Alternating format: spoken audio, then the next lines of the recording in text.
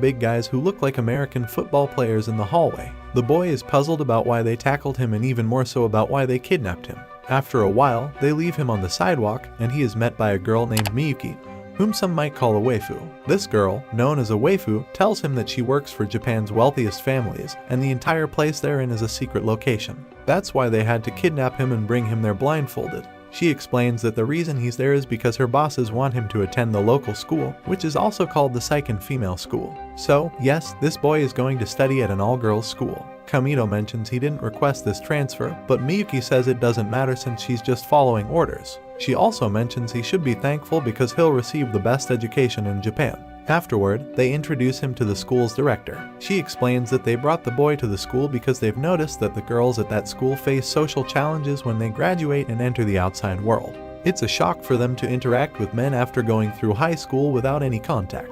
So, they want the boy to be the only male in the high school so the girls, known as waifus, can have some interaction with men. You might wonder why they picked him specifically. Well, here's why. All the girls at the school are wealthy and the main character is not. He's almost broke. That's one of the reasons they chose him, because he's from a different background and they want the girls to get accustomed to dealing with people like him. Most of the people on the street are similar to him, but that's not the only reason.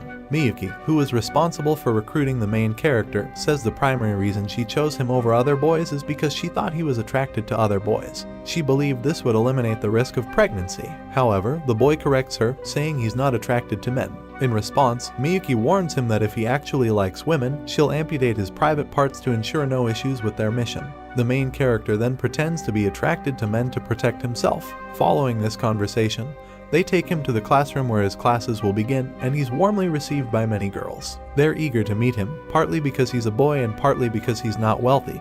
He's what they call a commoner, someone who's not rich, more like lower middle class. In addition to introducing the main character, they also show them a cell phone, explaining that it's a device commonly used by regular people. Everyone is fascinated by it, treating it like a valuable treasure. Afterward, a girl with yellow hair named Ryuko, who happens to be the class leader, decides to return the phone to the main character. However, she doesn't do it in the casual manner that commoners would. Instead, she places the phone in a gift box before returning it. As she's handing over the box, the boy accidentally touches her hand.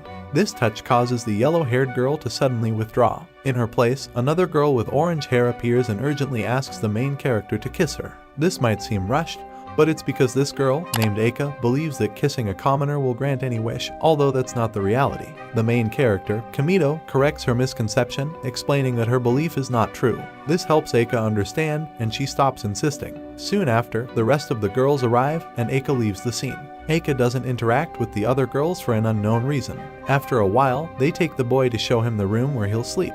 They've set it up to resemble his old room, even with some posters he tears down to pretend he's not interested in women. Instead, they give him a magazine featuring muscular guys. Miyuki informs the boy that she'll be his personal maid, as everyone in the school has one to take care of their needs. When Miyuki leaves, Eika enters to continue talking with the protagonist. It's revealed that Eika's wish when she tried to kiss him was to become popular. The protagonist advises her that she doesn't need a miracle for that, she should start by socializing more and not running away from her classmates. Even though her intentions are not to be disliked, her actions have that effect. She genuinely wants to be popular and have many friends. As a sign of his friendship, the protagonist gives her a video game to cheer her up. Seeing the protagonist's social skills, Eika expresses her desire for him to teach her everything she needs to know to be like a commoner. So, she decides to start a club with the protagonist, and it's called the Commoners Club. It's just the two of them, but that still counts as a club. The main point is that the protagonist promised to teach her how commoners behave so that she can become more sociable and have many friends like him. The following morning, the protagonist wakes up for his first day at school, and he's surprised to find that Miyuki, his assigned maid, woke him up. She explains that it's customary for a maid to wake up their assigned person. After a while, she guides him out through the back door as he's like a celebrity, and they want to avoid drawing too much attention. However, they run into the orange-haired waifu, Eika, who keeps a close eye on the protagonist. Eika knows about the back exit because she often uses it to avoid her classmates while going to school. She takes this opportunity to carefully note down everything the protagonist says because she believes it's valuable information for her to learn how to be a commoner. Upon arriving at school, the protagonist is approached by Ryuko, who informs him that she and the rest of the class have prepared a welcome party for him in the auditorium. She invites him to go, and Eika is also invited, but she's separated from the group as usual. However, the party is scheduled for the end of the school day, so first, they have to attend their classes. They start with language classes, then move on to sports. During sports, Eika struggles, while the boy excels. After finishing their classes for the day, the waifus take the protagonist to the auditorium where the welcome party will be held. At the party, Miyuki decides to serve the protagonist a bowl of instant ramen, the kind that you can buy for a few cents in stores. Since it's considered food for commoners, the other waifus are fascinated by it and start to admire it. However, out of curiosity, some of the more shameless waifus each take a small portion of the ramen, ultimately consuming what was meant for the boy. In the anime, they don't explicitly state it, but the inconsiderate ones left the protagonist without any food. The only one who didn't end up without food was Eika, as she saved a significant amount of it and ate it secretly on her own. During the party, the time for dancing arrived, but the main character confessed to Ryuko that he didn't know how to dance to elegant songs. Instead, he suggested playing a Bad Bunny song, implying that they could dance with more intensity. While he may not have directly said this, he did express his unfamiliarity with elegant dancing. In response, Ryuko offered to teach him. During their lesson, they practiced some dance steps, ultimately culminating in a spectacular performance. This marked the end of the party. Later on, we find the protagonist in his room, teaching Eika how to be a commoner. He starts by showing her how to read manga, but instead of making her more like a commoner, it turns her into an otaku. Eika, being quite innocent, believes that what she reads in the manga is inspired by real events. So, she begins to consider trying to stop time like the manga character did. What's worse is that the protagonist plays along with this idea. He encourages her to try the spell to stop time, even pretending to be paralyzed. Eika starts to believe the story and thinks she has frozen time. However, when she leans in to kiss him, he has to stop pretending and confess the truth. Sometime later, the blonde waifu is taking a bath, and she unexpectedly encounters the protagonist, who was also undressed. After that embarrassing encounter, the protagonist went to talk to Ryuko in class, mainly to ease the tension. However, Ryuko, having seen the protagonist without clothes, seems to be getting some romantic ideas. Suddenly, she starts talking about weddings and engagements. Yes, it appears that the waifu has developed feelings for him. At a later time, we move on to another day, and once again, the protagonist is woken up by Miyuki. She informs him that essentially, his family has not reported his disappearance because they accepted the school's deal, which involved receiving renovations to their home. After a while, the protagonist goes to his usual classes, and during recess, he notices a blue-haired girl acting strangely. To prevent any further embarrassment, the protagonist decides to take her to his room so that no one sees a naked girl in the courtyard.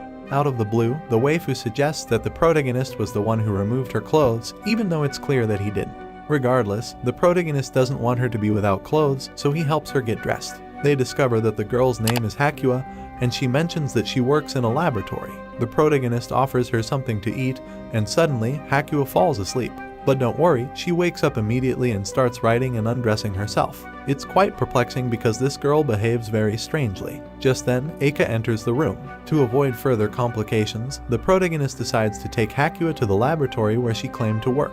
At the laboratory, it's revealed that Hakua is a child prodigy. At her young age, she's managed to create complex mathematical formulas. It appears that geniuses, like Einstein, can sometimes be a bit eccentric. The protagonist explains that he fed her ramen, which surprises the woman in charge of taking care of Hakua. She notes that Hakua typically doesn't accept food from anyone as she usually eats what's provided in the laboratory. The woman, intrigued by the change she saw in Hakua when she was with the protagonist, shares her observations with her colleagues. Meanwhile, the protagonist is at school and encounters a waifu named Karen, who carries a katana. Karen seems to have emerged from the sewer, and upon seeing the protagonist, she insults him and threatens to kill him. Karen is extremely aggressive and begins attacking the protagonist without apparent reason, other than calling him scum. During one of her attacks, she ends up disrobing everyone. Realizing there's no other way to handle the situation, the protagonist decides to confront her, and during the confrontation, there's a small accident that causes Karen to briefly faint.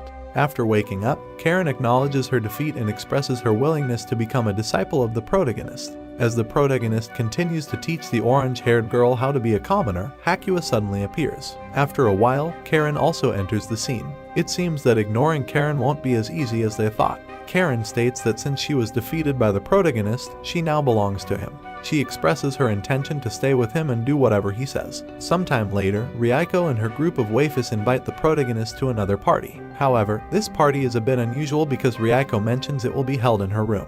As the protagonist is about to accept the invitation, Eika appears and reminds him that he agreed to give her some commoner lessons. It's actually an excuse to interrupt his conversation with the waifus. Outside, Eika tells him that the party in Ryuko's room seems suspicious and advises him not to go. The protagonist decides to heed Eika's advice and informs Ryuko that he won't be able to attend the party because he has something to do with Eika. Ryuko seems content with this explanation.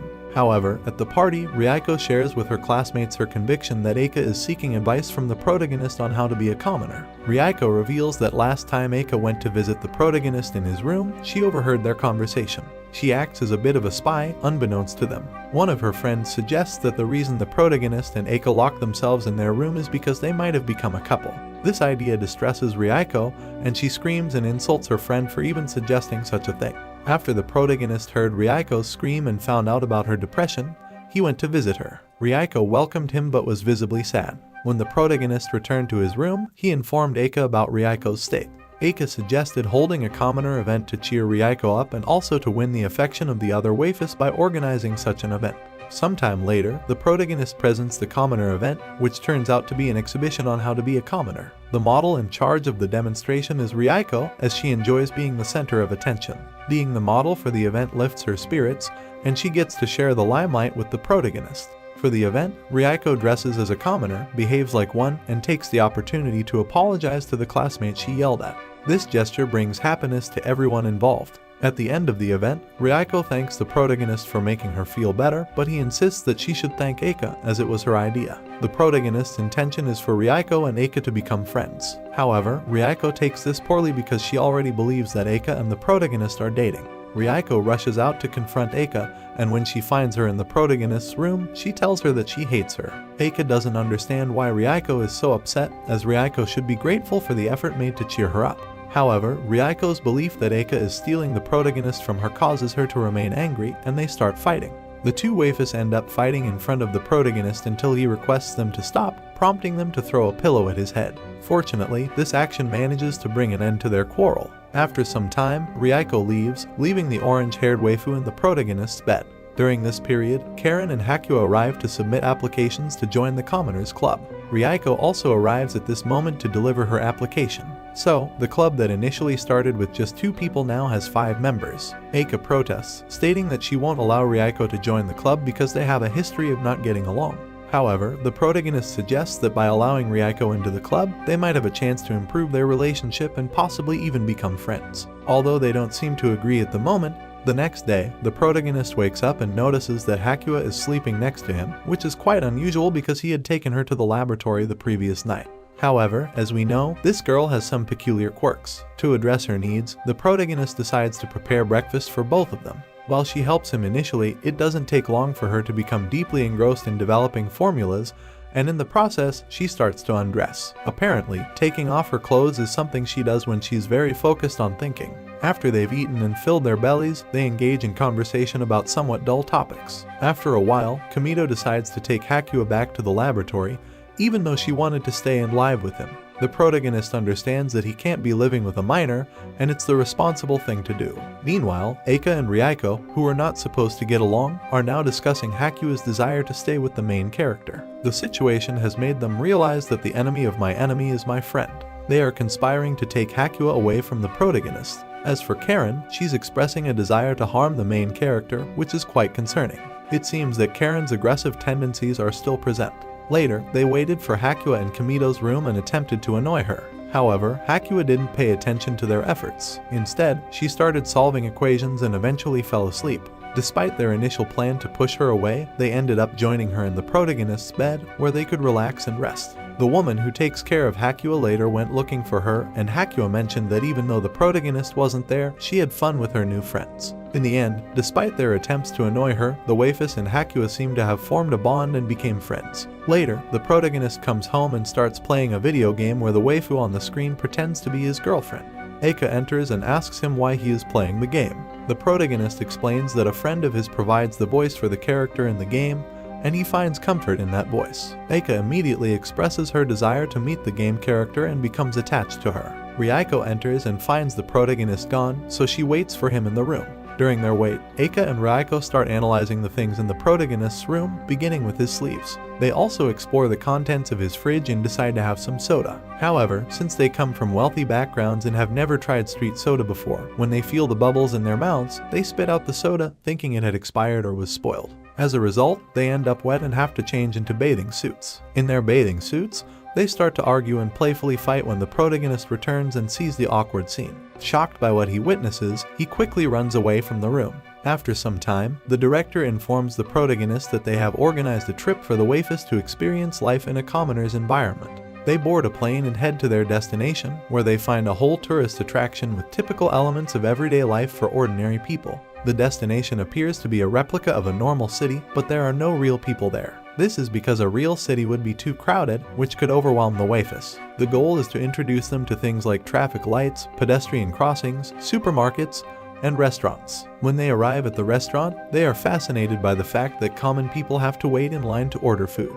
They are also intrigued by the idea of ordering their own food, as they're usually pampered and never have to do such things. Ryuko is the first to attempt ordering, but she struggles to communicate with the server. Her biggest challenge, however, comes when she has to decide what to order from the menu.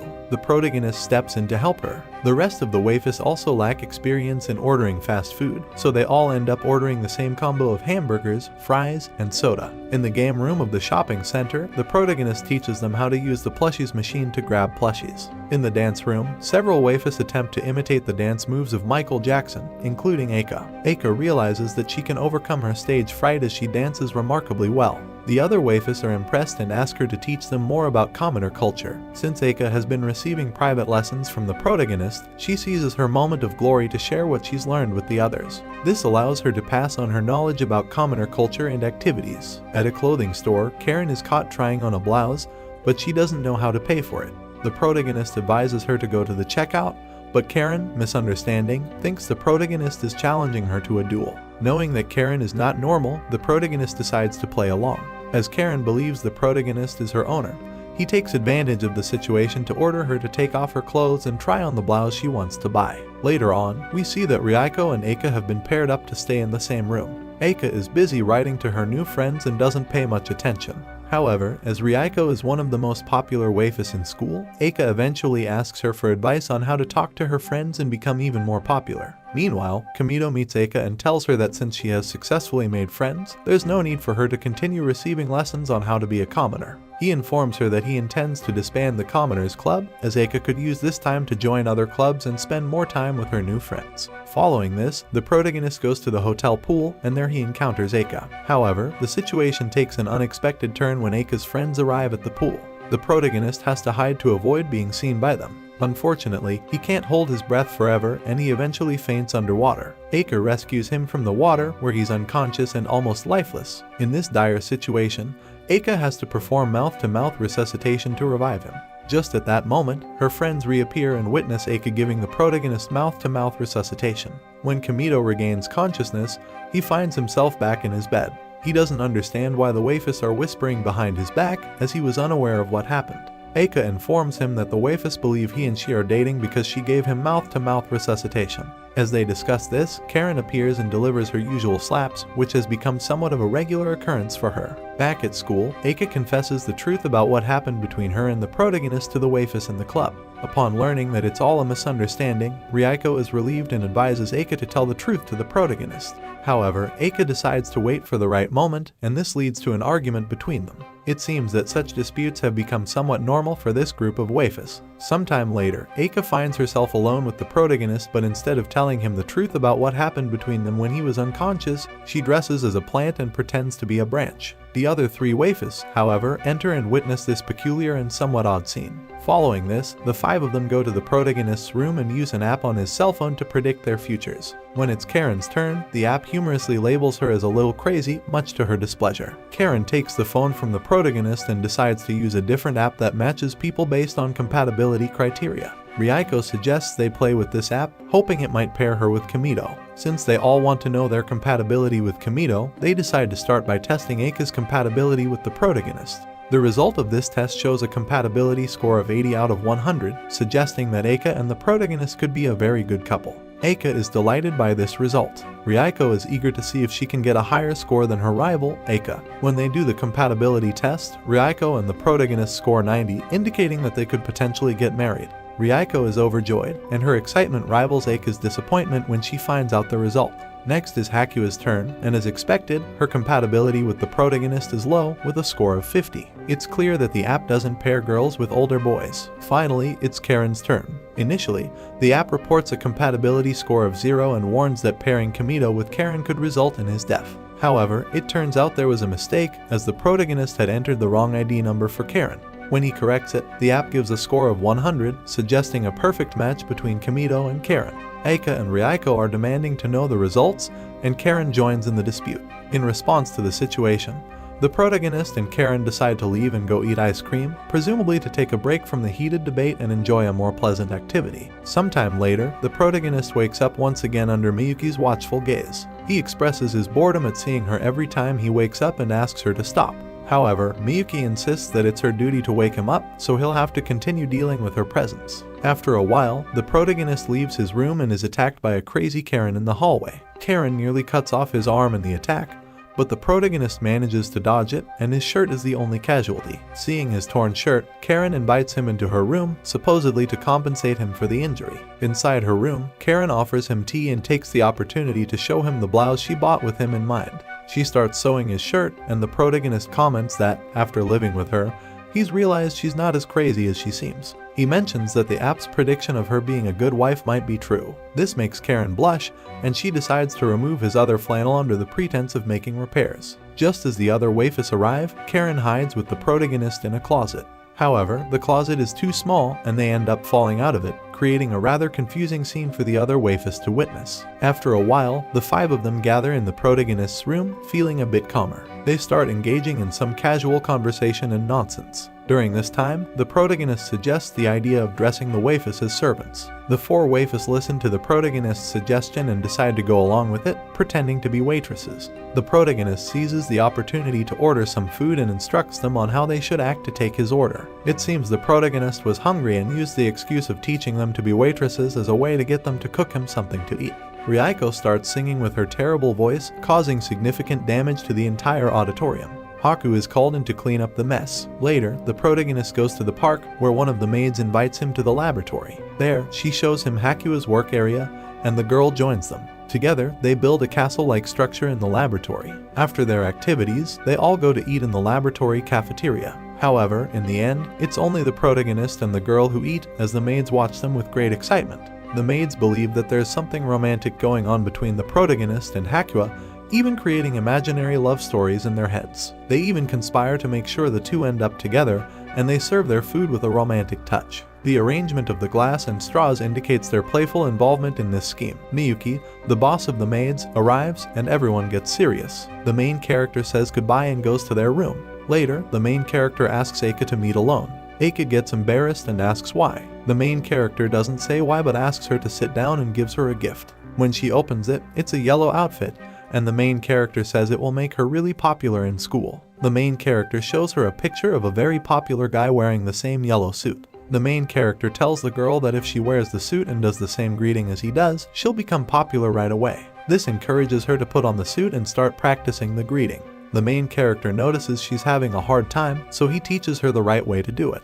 When he sees that she's gotten the hang of it, he's pleased. The protagonist encourages Eika to put on the yellow suit and rehearse the greeting he demonstrated.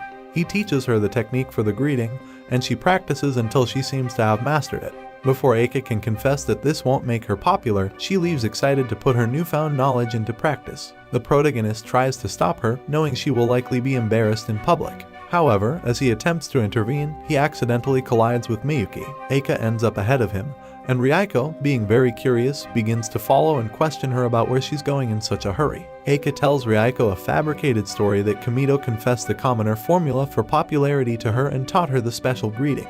Ryuko believes the story and becomes envious, crying. Eika decides to help Ryuko learn the greeting in the style of dandy. They practice together, and once Ryuko has learned it, she expresses her intention to tell the entire class. As Kamito continues searching for Eika, he discovers that all the waifus in the school are dressed in yellow and attempting the eccentric greeting. After this, Ryuko overhears the main character talking on the phone, saying he wants to leave school because he misses his male friends. Alarmed, she goes to tell the other girls with the hope of finding a way to make the main character stay. Eika comes up with the idea of acting like men to try and prevent him from leaving. They decide to imitate the only man they know, which is Kamito, but since he has a simple personality, they can't think of any specific traits to replicate.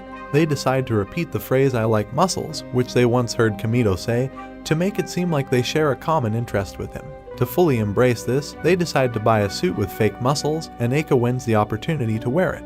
However, when Eika wears the suit, the others criticize her appearance as it doesn't quite suit her. The waifus, including Eika and Ryako, visit the protagonist in their unique masculine outfits. When asked by the protagonist why they dress that way, Eika accidentally reveals their true intentions by mentioning the protagonist's supposed intention to leave the school due to missing his male friends. Ryako also confesses that she heard this from the phone call. The protagonist clarifies that what he said on the phone is not his true intention, and he will continue to stay at the school. Later, Ryako seizes an opportunity to get closer to the boy by offering to give him private lessons in flower arranging. She knows that the protagonist struggles with this skill, and this allows her to spend more time alone with him. The innocent boy accepts the offer, thinking it will help him improve in that subject.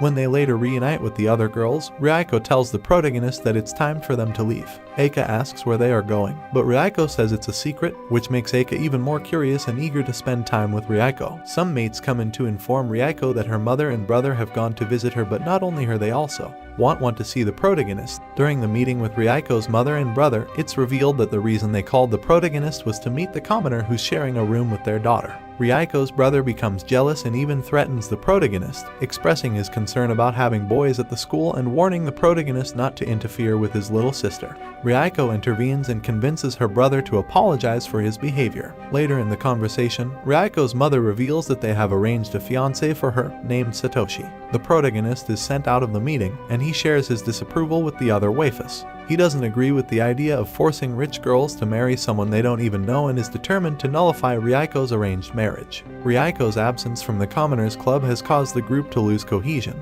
and despite the fact that she often bickered with Eika, they both miss her presence because at least she kept the group alive. One day, Eika decides to call Ryako to talk about her upcoming wedding. During their conversation, Ryako confesses that she misses their arguments. Eventually, Eika asks Ryako not to get married because she and the club need her. Ryako tearfully expresses her desire to go back to school but doesn't know how to convince her mother. Eika assures her that she and the club will come up with a plan to cancel the wedding. After some time, the club, along with Ryako's brother, agrees to help in preventing the wedding. To do this, they need to escape from school first because they can't do anything from inside. While trying to escape, they are spotted by Miyuki, who also wants to help rescue Ryako. Miyuki lets them out, and they all get into a car with Ryako's brother and some strongmen. They head to the location where Ryako and Satoshi's wedding is scheduled to take place. In the plan, the initial idea was to send the protagonist, but when Karen sees that there are armed guards, she decides to go first to test her sword skills because she's quite skilled with swords. She manages to eliminate all the security and creates an opening for her companions to pass through. Just then, more reinforcements arrive to block their path, but Karen defeats them as well. Ryako's brother heads to the door to confront a person who looks identical to Nicholas Majuro, and they have a battle. This distraction is used by the protagonist and the two other female companions to enter the castle. Once inside, they encounter some doors hanging from above that make their progress difficult.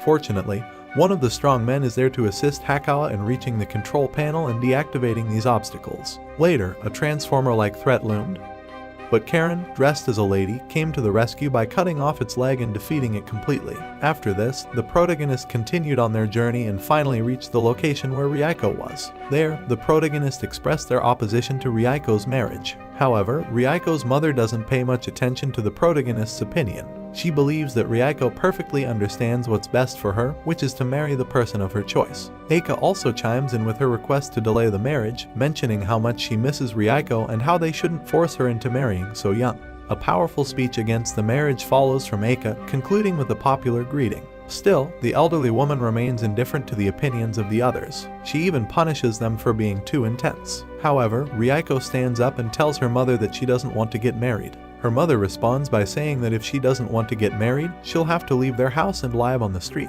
At this point, the protagonist steps in and offers to provide a place to stay at their house. They promise to convince their parents to adopt Ryako, allowing her to become independent from her parents. Afterward, Ryako's fiancé, whom we never even met, leaves. Ryako's mother tells her that she will respect their parents' decisions, and now she can marry whomever she wants. The mother even suggests that her daughter should marry the main character as they are going to live together. This idea sends shockwaves among the group. Aika, Karen, and the girl express their disagreement with Ryuko marrying the main character. Ryuko's brother is also strongly against it, and he nearly landed a punch on the protagonist. In the end, Ryuko and the protagonist do not get married, and the Commoners Club is reunited. That's it for this video. Watch the following video, and I'll catch you in the next one.